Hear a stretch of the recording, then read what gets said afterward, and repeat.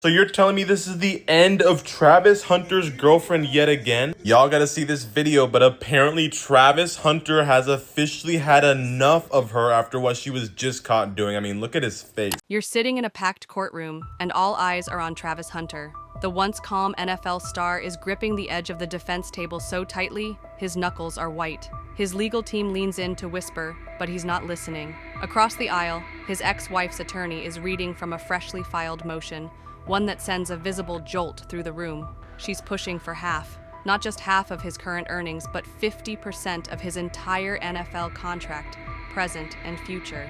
The room stays silent for a moment, the weight of those words hanging in the air.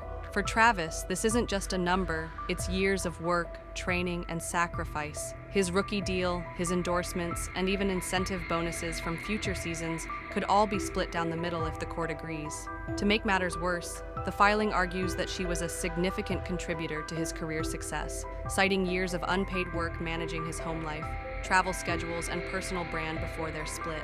Travis's reaction is immediate. His jaw tightens. He runs a hand over his face, then mutters something under his breath, just loud enough for the microphones to catch. This is ridiculous. The judge doesn't reprimand him, but the tension is obvious. From the gallery, reporters are scribbling furiously, already crafting headlines that will run before the day is over. What stings most for Travis is the timing. The request comes right as he's negotiating a possible contract extension, one that could elevate him into the top-paid players in his position. Now, with this motion in play, those talks might stall completely. His agents know it, his sponsors know it, and his ex-wife's legal team, they're banking on it. And now everyone's wondering, if the court sides with her, would this be the most expensive divorce in NFL history? Would you fight it to the end or settle before it gets worse? The second day of testimony picks up right where the shock left off. Travis walks in wearing a tailored navy suit, but the dark circles under his eyes tell a different story. He doesn't greet anyone, doesn't even glance at his ex-wife across the room. The air is thicker than yesterday, and you can feel the weight of what's coming as her attorney calls their first financial expert to the stand. This witness isn't just any accountant. They specialize in high-profile athlete divorces. And from the moment they start speaking, the damage to Travis's case is clear.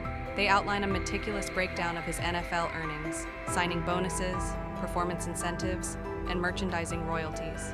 Line by line, they explain how state marital law would allow his ex-wife to claim a substantial portion of every future check he cashes until the contract ends. Travis leans back in his chair, shaking his head slowly. He whispers something to his lawyer, who scribbles notes but doesn't interrupt. The expert continues, pointing out how his endorsements, once considered separate income, could also fall under the same 50% claim if the court views them as a result of his NFL platform. That platform, they argue, was built during the marriage, making her a rightful beneficiary. The gallery is locked in. Even seasoned reporters seem surprised by how far-reaching the request is. On social media, the hashtag #sign half the contract starts trending, fueled by clips from inside the courtroom. Fans are split. Some call it unfair.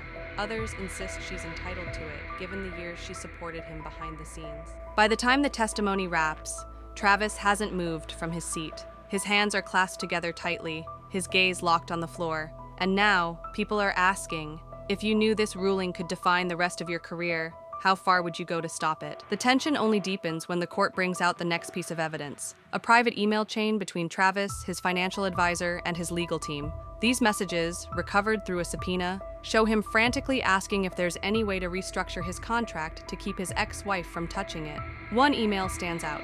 Sent just a week after the divorce petition was filed, Travis writes, "We have to protect the deal. I can't give her half of everything I worked for."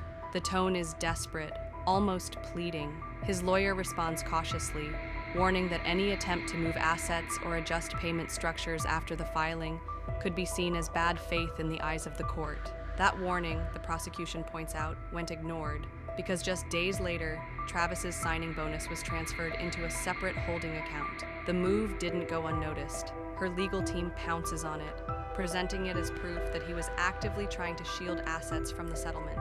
They even bring in a banking records specialist who confirms the transaction happened at an unusually high speed for that amount of money.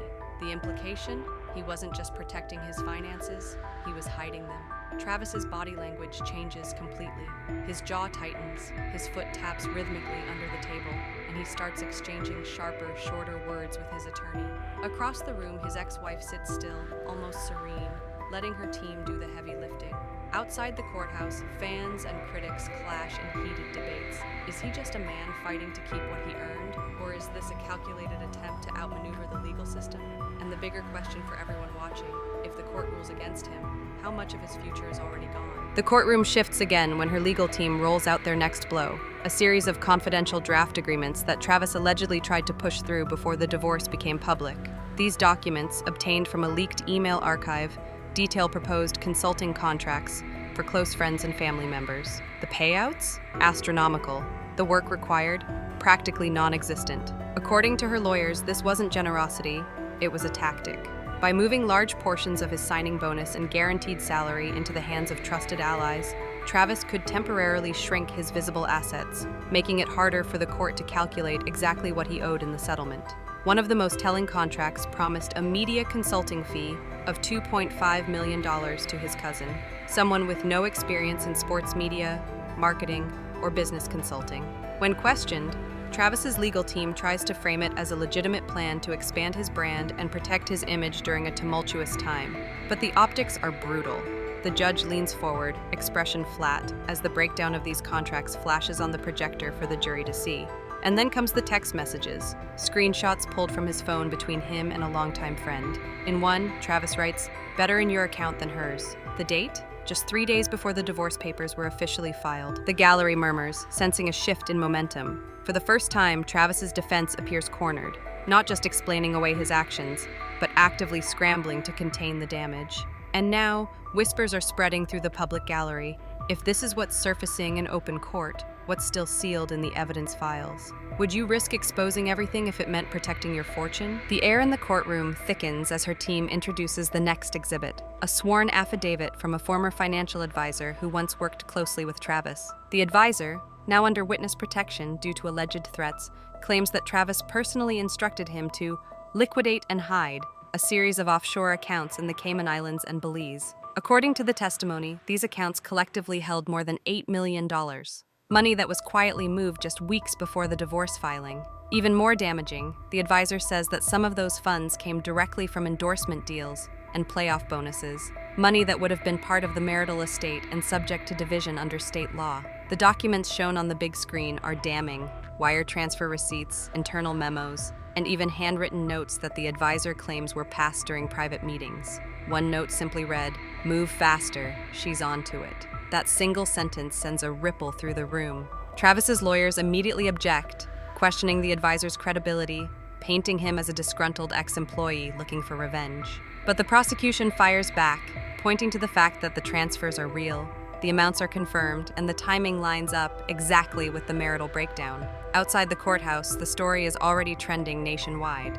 Fans who once defended him are now split, half accusing his ex-wife of being greedy, half wondering if this is proof that he's been orchestrating a cover-up from day one. And now the conversation has shifted entirely. Is this about a fair divorce settlement? Or is it about dismantling an entire financial empire built to survive even the most brutal legal battles? Would you risk losing your legacy just to keep your ex from touching it? You watch as the judge leans forward, clearly weighing the gravity of what's just been presented. The silence in the room is heavy, broken only by the faint rustle of papers as Travis's lead attorney slides a new file across the defense table. They're not done fighting.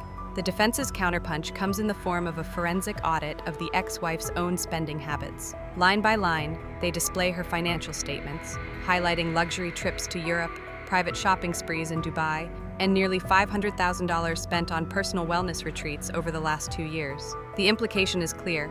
This isn't a case of financial need, it's a case of financial indulgence. But the prosecution refuses to let the focus shift. They remind the court that the issue isn't how she spent her money, it's where his money went. They hammer home that Travis's alleged hidden accounts were never disclosed during discovery, a potential violation that could trigger severe legal penalties and even criminal charges. The tension spikes when the judge announces that both parties' financial records will now be placed under full forensic review by a court-appointed investigator. No more selective disclosures, no more hidden ledgers. Every transaction, every transfer, every withdrawal, laid bare. Reporters outside the courthouse start calling it the NFL divorce of the decade, not just for its staggering dollar figures, but for the way it's peeling back layers of both personal and professional deception.